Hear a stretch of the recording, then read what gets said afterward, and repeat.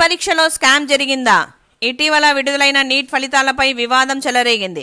67 మందికి first rank రావడం, అందులో 8 మంది ఒకే సెంటర్లో పరీక్ష రాయడం, అనుకున్న దానికంటే 10 రోజుల ముందే ఫలితాలను ప్రకటించడంతో సర్వత్రా అనుమానాలు వ్యక్తమవుతున్నాయి. నీట్ పేపర్ లీక్ అయ్యిందా?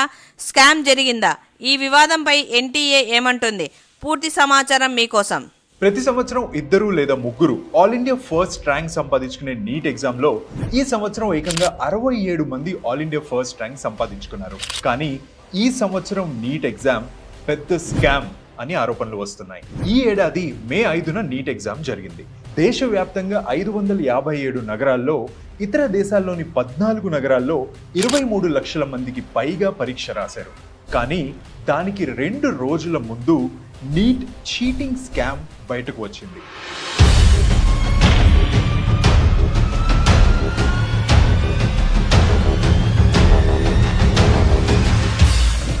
ఈ స్కామ్ ప్రకారం ఫారెన్ ఎడ్యుకేషన్ కన్సల్టెన్సీ యాజమాని పరశురామ్ రాయ్ స్కూల్ టీచర్ తుషార్ భట్తో కలిసి నీట్ పరీక్షలో ఉత్తీర్ణత సాధించేలా చేస్తామని గుజరాత్కు చెందిన 16 మంది విద్యార్థులకు హామీ ఇచ్చి ఒక్కొక్కరి నుంచి 10 లక్షలు తీసుకున్నట్లు ఆరోపణలు వచ్చాయి. ఇక పరీక్ష రోజున కూడా క్వశ్చన్ పేపర్ లీక్ అయినట్లు సోషల్ మీడియాలో వార్తలు వచ్చాయి. రాజస్థాన్లోని ఓ పరీక్షా కేంద్రంలో హిందీ మీడియం విద్యార్థులకు పొరపాటున ఇంగ్లీష్ క్వశ్చన్ పేపర్ ఇచ్చారని, ఇన్విజిలేటర్ ఆ తప్పుని సరిదిద్దేటప్పటికే దాదాపు 120 మంది విద్యార్థులు పరీక్ష హాలు నుంచి క్వశ్చన్ పేపర్తో బయటికి వెళ్ళిపోయారని, ఆ తర్వాత సాయంత్రం 4 గంటల సమయంలో పేపర్ సోషల్ మీడియాలోకి వచ్చిందని ఎన్టీఏ అధికారులు చెప్పారు.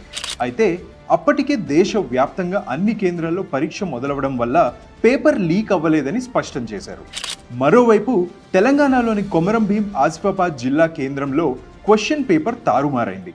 దేశవ్యాప్తంగా విద్యార్థులకు అందించిన పేపర్ కాకుండా ఇక్కడి విద్యార్థులకు మరో పేపర్ వచ్చింది.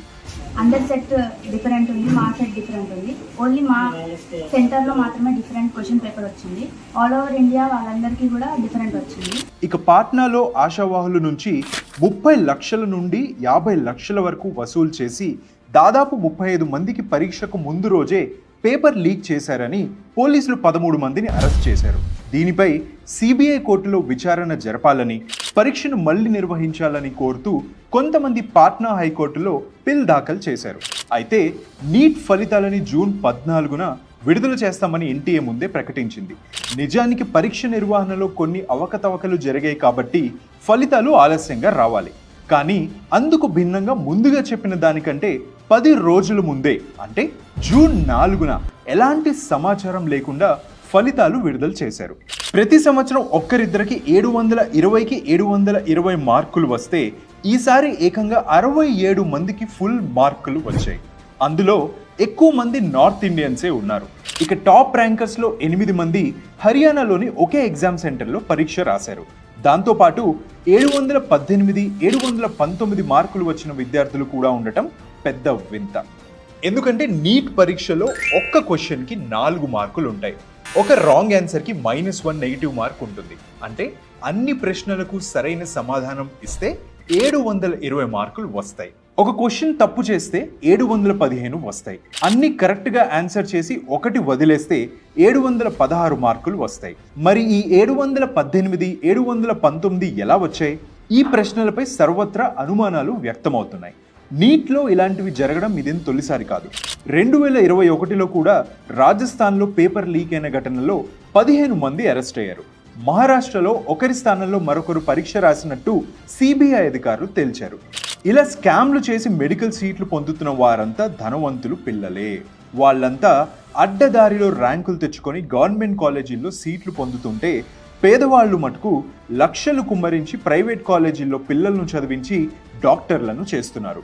ఆ ప్రైవేట్ కాలేజీలు కూడా పెద్ద పెద్ద రాజకీయ నాయకులు, వ్యాపారవేత్తలకు చెందినవే. అంటే మన దేశంలో పేదవాడు డాక్టర్ అయ్యే అవకాశాలు చాలా తక్కువ. ఇక ప్రస్తుతం జరుగుతున్న వివాదంపై ఎన్టీఏ స్పందించింది. పరీక్షలో సమయం కోల్పోయినట్లు నివేదించిన కొందరు అభ్యర్థులకు జూన్ 13, 2018 నాటి తీర్పు ఆధారంగా గ్రేస్ మార్కులు ఇవ్వడం వల్ల 718, 719 మార్కులు వచ్చాయని వివరించింది.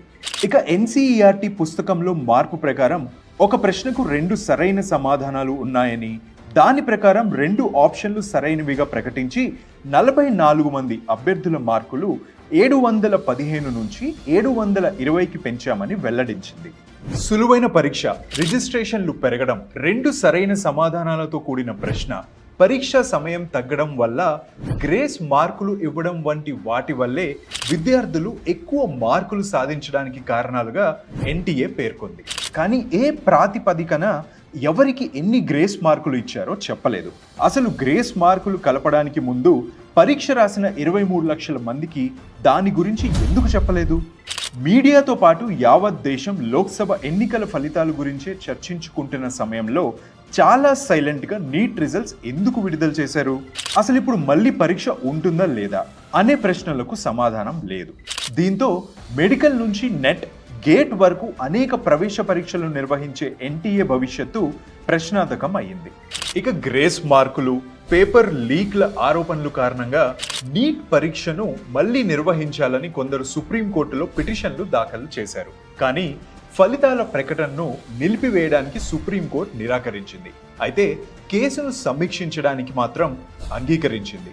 ఇప్పుడు మళ్ళీ పరీక్ష పెడతారో లేదో, ఫలితాల్లో మార్పులు ఉంటాయో లేదో అనేది అర్థం కాక 23 లక్షల మంది విద్యార్థులు, వారి తల్లిదండ్రులు అయోమయం